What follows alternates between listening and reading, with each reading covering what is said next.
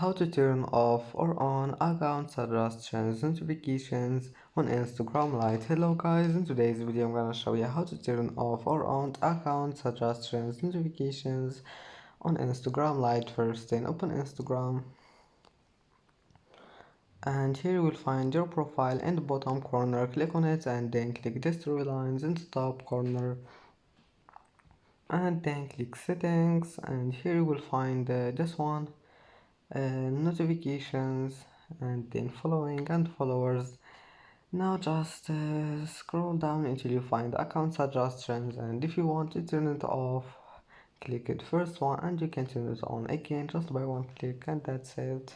And that's it for today's video. Don't forget like and don't forget subscribe, and thank you for watching this video until the end, and see you in the next video.